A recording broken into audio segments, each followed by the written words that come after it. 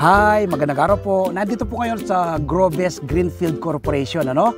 Nandito po ako sa kanilang taniman ng melon. Tingnan niyo po yung mga tanim na melon, ano? 75 days po, pwede ka nang humarbest. Nakatanim po yan, ano? Sa ano lang po siya, no? Sa plastic bag at ang lupa na kanilang ginamit ay coco pit, ano? Tapos yung pagpapatubig ay meron pong hose na nakalagay, ano? Pinapaandar lang po yan. Automatic yung pagpapatubig. Marami na raw po silang sinubukang itanim. Nagtanim sila ng kamatis, nagtanim sila ng sili, pero hindi sila masyadong nag-succeed, ano? Dito po sila naging successful sa pagtatanim po ng melon. Kaya tuloy-tuloy na po ang kanilang pagtatanim ng melon, ano? Tingnan niyo po, papakita ko sa inyo, ikutan natin ito kanilang taniman ng melon. So yun po, kita niyo po kanilang mga tanim na melon, grabe oh.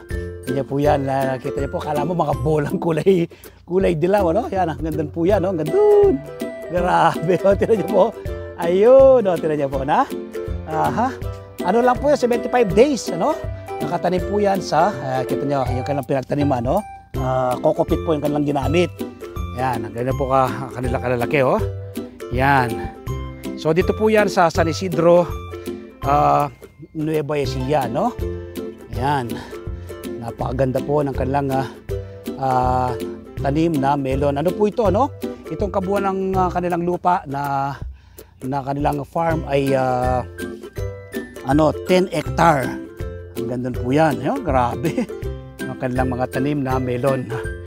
Secured po itong area. Yan. Grabe, ang ganda. So ngayon po i-harvest ako, no? Ang pag-harvest na po yan, dapat kunin mo hanggang dito sa dulo, no? Gamit po yung gunting, harvestin natin. Yan, ano niya po. Ayun. Tapos tanggalin natin. Abang tumatagal daw po, ano? Lalo siyang sumasarap. Ano? Lalo siyang tumatamis. Kanino po sa scale nila, 16 po yung kanilang scale, ano? Ang 14 daw po matamis na yan. Pero ito po, tinikman namin actual kanina, no? Siyang aming minerienda at sinukat po. 16 po yung kanilang scale. Ibig sabihin, napaka sarap, juicy, ano? Napakatamis.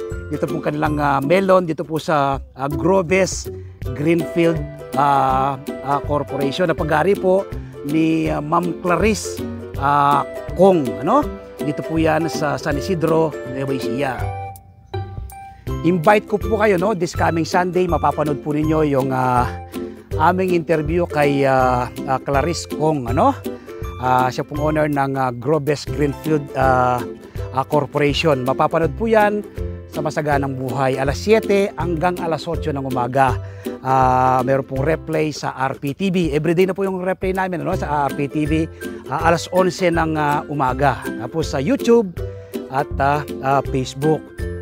Sabi nga po ni Ma'am Clarice, marami silang naitanim, ano? Pero dito po sila nag-excel, ano? Dito po sila nag-succeed dito po sa pagtatanim ng melon. So muli, ang aking imbitasyon, Masaganang Buhay, this coming Sunday, si Ma'am Clarice Kong po ang ating guest.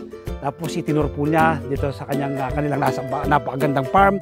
Ito pong taniman ng melon, tapos yung kanilang taniman ng palay, at yung pong kanilang mushroom, ano? Sa Masaganang Buhay, mapapanood po yan. Salamat po. Happy farming. God bless.